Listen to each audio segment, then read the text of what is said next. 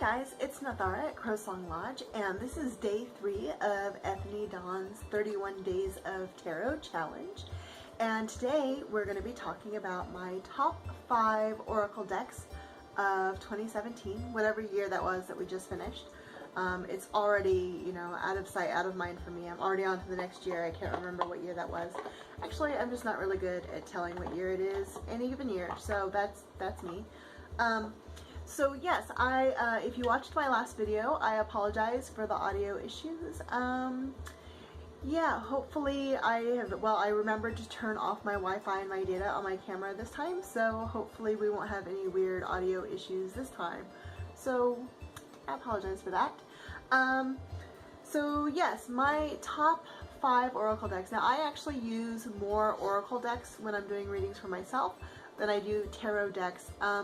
And I do that because I find tarot is usually really good for like day-to-day events, and it's really good for like timelines and sequential events, and I find the Oracle decks are usually better for reading the energy of a situation.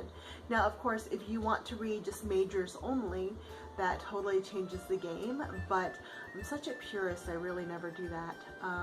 Although it's something I should probably consider doing, just to say that I've actually done it.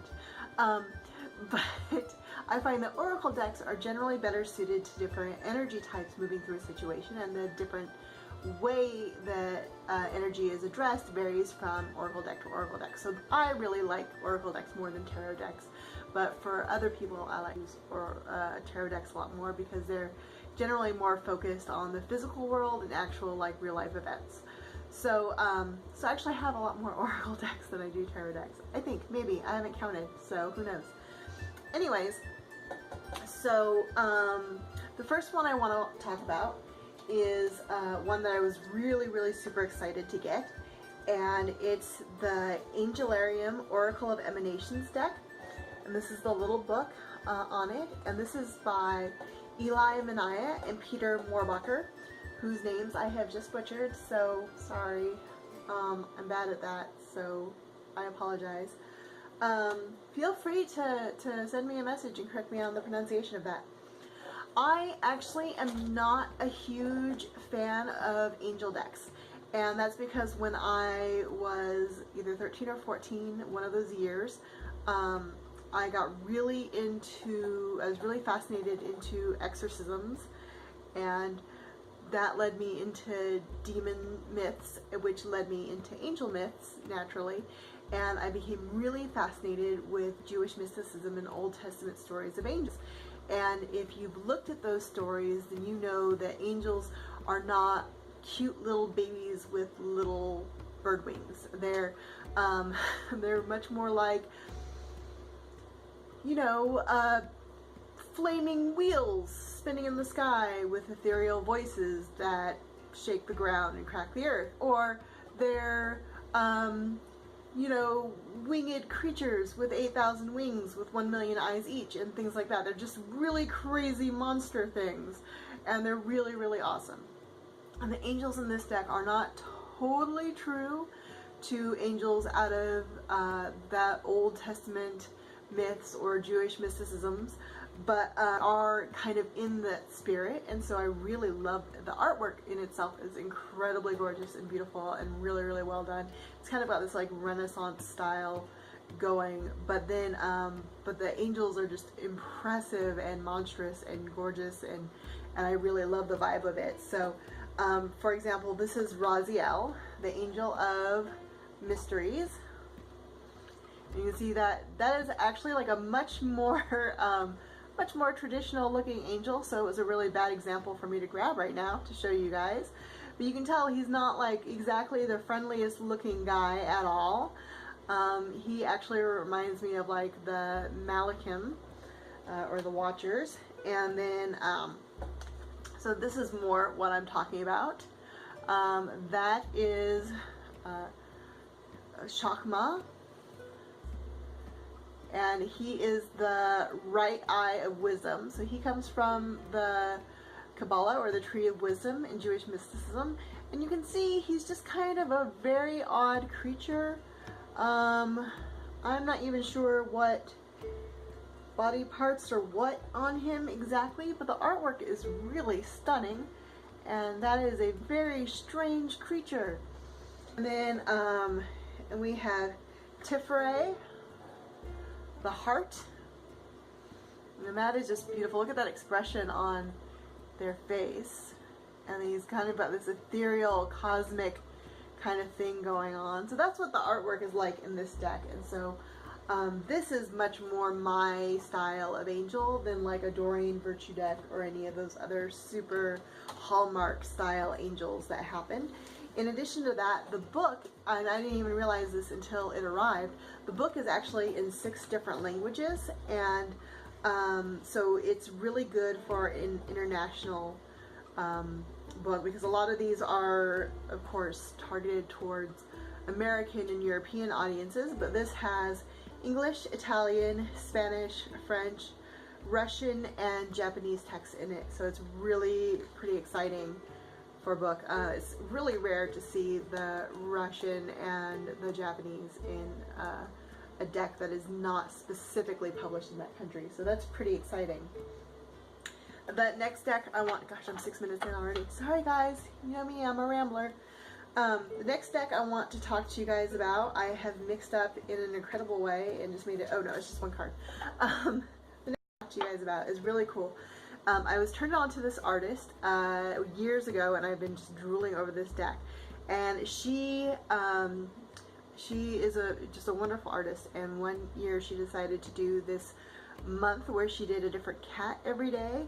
And my friend forwarded me one of her cat paintings that she did, and I got hooked on following this journey she did, and then everyone demanded that she do something with all these cats, and she eventually decided to make an oracle deck out of them, and I finally have the oracle deck in my hand. It actually is an inspiration deck instead of an oracle deck, which is a little bit disappointing because it does have the text for the cards on the back. But that's okay, all you have to do is not look at the cards when you shuffle, and that's not really a big deal. If you have a lot of practice shuffling, you can totally handle that. But look at the artwork on these cards. Is that not stunning?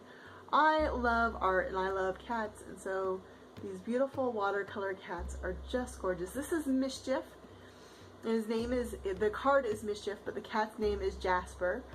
And she's got a whole little story about the cat on the card and what he teaches us.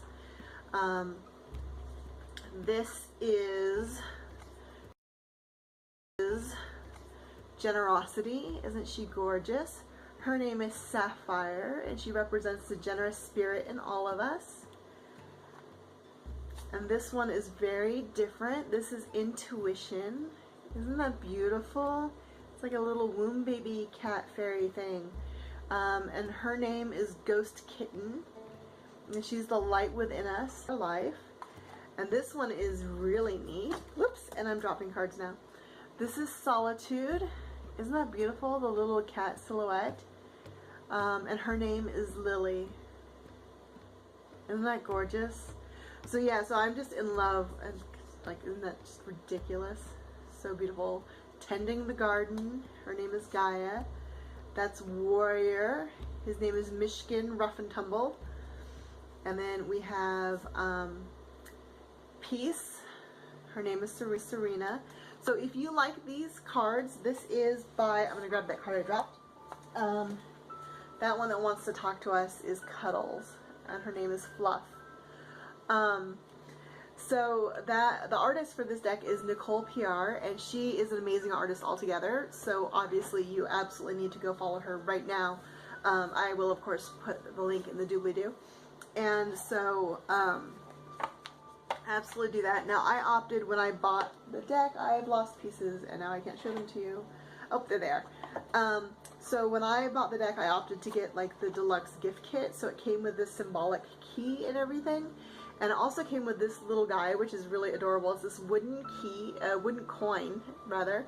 And on this side is heads, and on the reverse side is tails. And you can see that's a silhouette of a cat.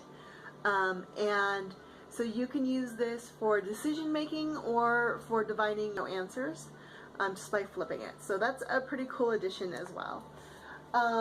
the third deck I want to talk about is the one that I just got most recently. And if you saw my live stream, then you probably are very familiar with this deck now. And it's the Enchanted Map Oracle Cards by baron-reid. And that's the little book for it. It came with this pretty cool, thick old book. It's got a ton of information in it. It's called the guidebook, of course, because it's a map. And a friend of mine told me that there's a whole workbook that comes with it as well, with all this self-exploration stuff and whatnot. So that's pretty cool.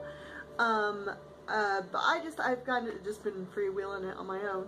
But these cards are really amazing, and one of the reasons I got it is because looking at the example cards that I could find, they really represented the elements of story that occur throughout my favorite myths and movies and legends and all that stuff. And I've always been a huge fan of stories, myths, just everything. All our entire lives are made up of stories. It's ridiculous. Like, Netflix, you watch your stories, right? Like, that's, we say that about soap operas. Like, you know, my grandma's got to watch her stories. But, you know, Spanish novellas and the dramas and the soap operas and the sitcoms and the movies, they're all just stories. Our life revolves around stories, and so that's so important to us. So having a card deck that strictly revolves around stories, so you can see what stage you are in your story, like what scene you're in, is a pretty cool concept to me. So some of these cards are really, really neat.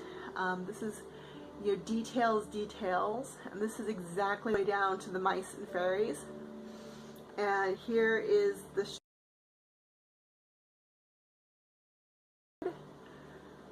it's kind of a fun play on Atlas. So that's kind of a fun card. And here is Wide Open, the world full of possibilities.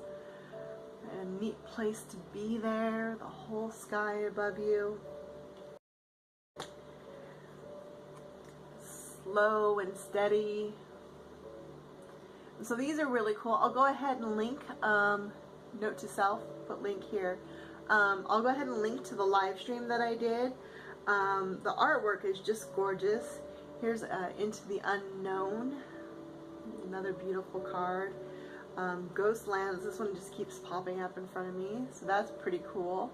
So this is just a really fun deck to play with. I haven't gotten to play with it a whole ton yet, but I'm really liking it quite a lot.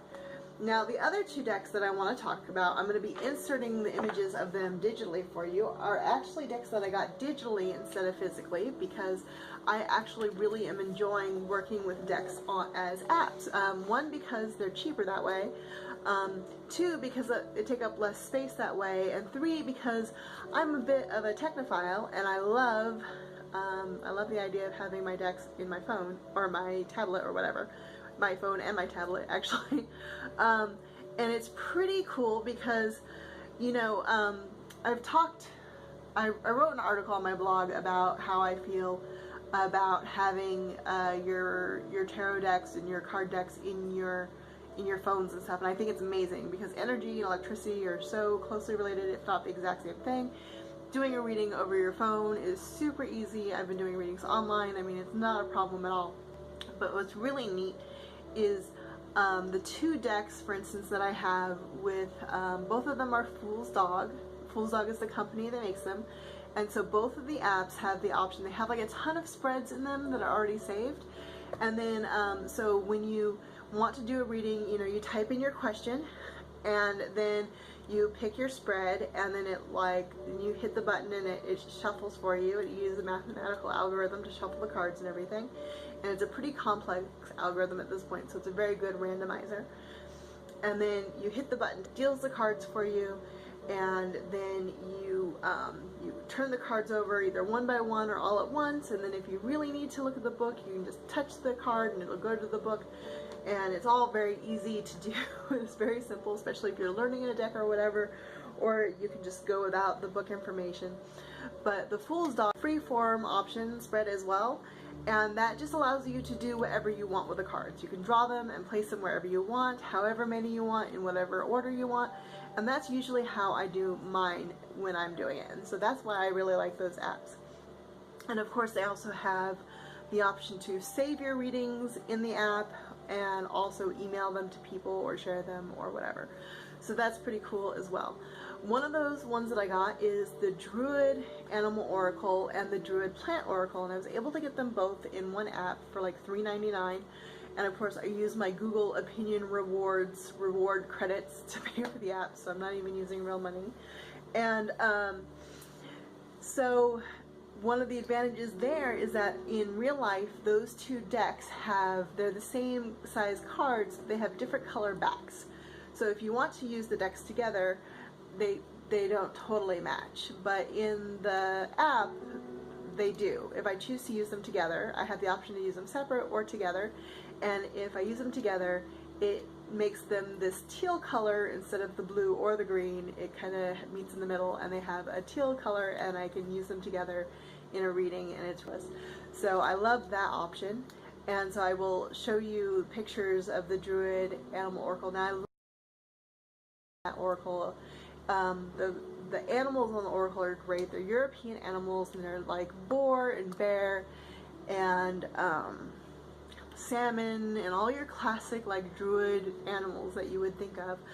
But the really cool thing for me is it includes the mythology of the animals, an upright meaning, a reversed meaning, and it includes the Celtic name for the animals as well, which is really neat if you're like me and you want to kind of learn some Gaelic.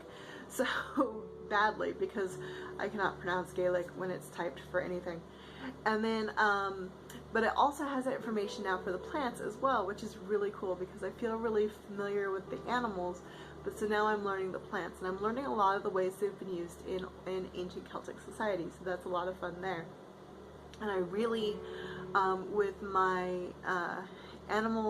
spirit animal work, I kind of stumbled into doing plant spirit work too, and there's not a lot of published materials about it there, so seeing an oracle deck about it is pretty cool. And the other one is one that I got because I have no familiarity with this system at all, and that's Lenormand. And it again is another Fool's Dog app, and I really love, I got the Scrying Ink Lenormand, and I got it because the images on it I found were really, really fascinating and beautiful. And I like to keep a deck on hand that I'm not familiar with, just in case I find myself in the situation where I need to do a reading but I'm feeling way too biased about it to be impartial. And I find that just not knowing the cards makes it much less likely for me to influence the cards or try to interpret them or twist the meaning into something that I want them to be. And so by using a deck that I'm completely unfamiliar with ever, it kind of keeps me honest. And so Lenormand is something I'm completely unfamiliar with, and so the Scrying Ink Lenormand is the deck that I use in the case that I am just too freaking biased to be totally honest and trust myself. And the images are absolutely gorgeous, so I can kind of just appreciate the image, and then I tap on the card and it flips over and it tells me what it means, and I don't have to do any interpretation on my own, because in those situations I can't be trusted. So it's always handy to have one of those decks on hand as well, and eventually I'll have learned Lenormand, so that's kind of nice. And then I'll have to move on to another deck to be unbiased. So I will include those pictures in here. I'll be adding them digitally because I've already taken screenshots of them for you on my phone, but I'm recording this on my phone, so I can't exactly show you right now. So those are my top 5 Oracle decks that I acquired in 2017, and so I hope you enjoyed that on day 3. And this is Nathara, and I am signing off. Thanks, guys. Oh, by the way, tank top, because it's 70 degrees here in California. Bye.